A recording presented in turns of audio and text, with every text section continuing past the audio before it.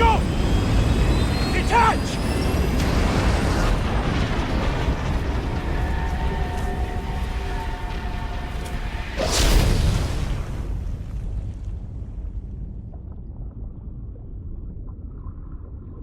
Call of Duty Advanced Warfare.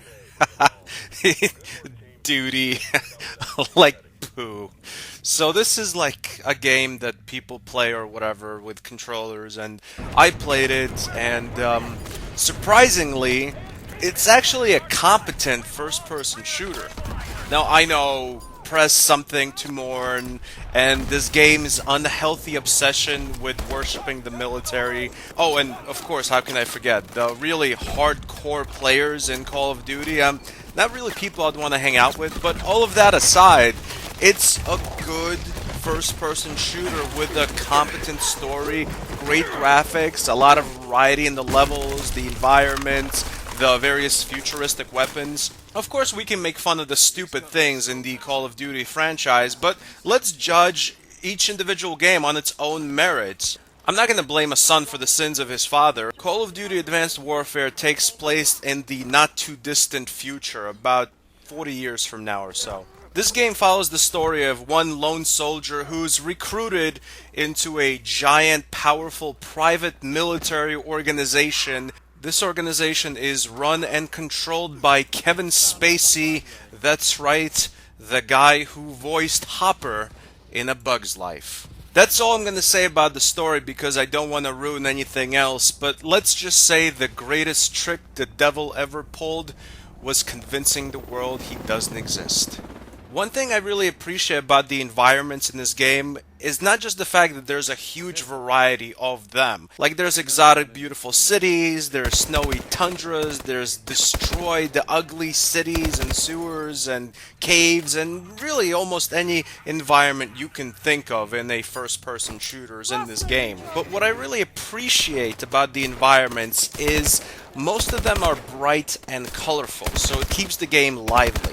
And I don't mean it's cartoony, I just mean most of the environments, minus one or two levels, like for example the one that takes place in a destroyed Detroit, which ironically actually looks safer and better than modern day Detroit. The game's graphics, especially in the city levels, have a lot of bright and sharp colors. The reds, the yellows, the whites. Obviously a war game isn't supposed to be happy, but this keeps the game lively. A good example of another game that did this, I think, would be like Mirror's Edge.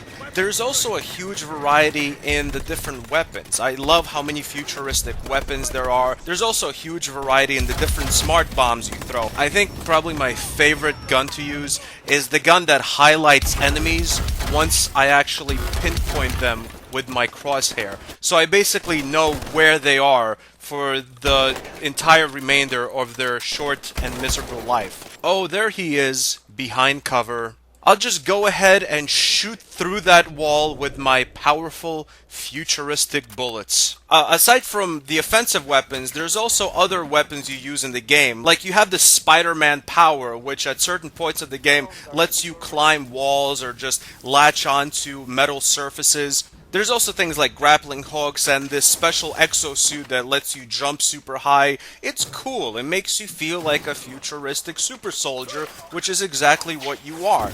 There's hover bikes, water vehicles, futuristic tanks. This game goes above and beyond to mix it up. A lot of first-person shooter games get stuck in a rut where it's just shooting. It's nothing else except duck behind cover and shoot. And this is not that type of game. This is a very versatile title. Apparently, I also heard there's multiplayers in this game, and I didn't even bother trying it. I'm sure it's fine. It's just not my cup of tea to play multiplayer first-person shooters.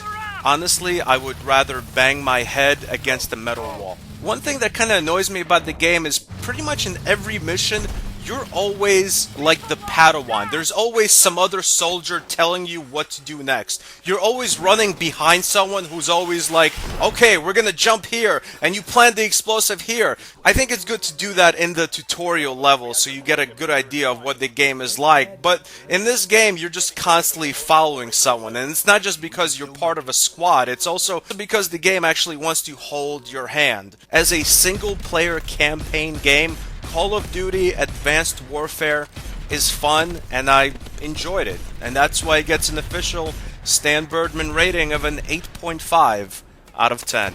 Their produce alone was worth the trip. Thanks for watching. Goodbye, my friends. Your MT is down. Bail out! Bail out! Drop it! The KVA just rolled a Titan in the middle of the damn courtyard.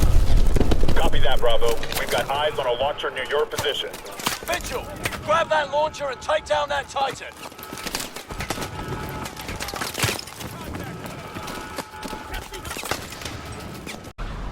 We'll rendezvous with Guardian 5 at the drop point and secure the cargo.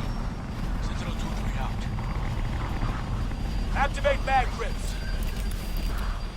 All right, Mitchell. Time to bring this bird down.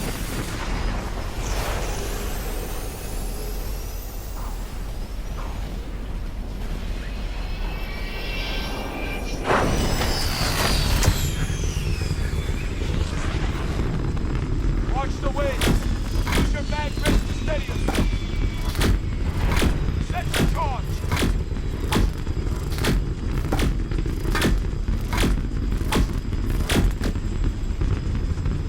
Device set.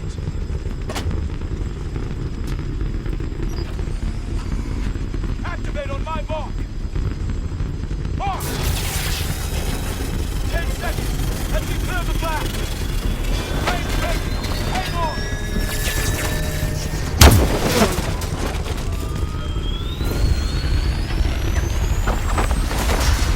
That was too close!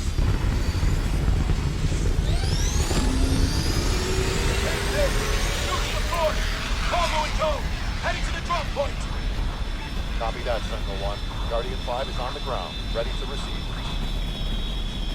We have your signal, Sentinel 2-3. Drone guidance is on target for the drop point. Kingpin! Any response by Atlas? We're tracking your orbital platform. No movement yet. Keep us posted.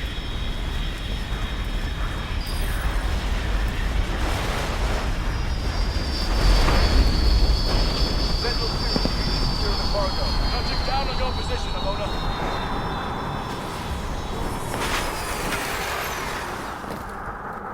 The hatch now. What do we got? The extraction team blew the back hatch and is securing the cargo. All units be advised. We picked up an Atlas QRF on approach. Drop pods are inbound on your position. Load the cargo onto Guardian They're 5 punctual. ASAP. I'll give them that.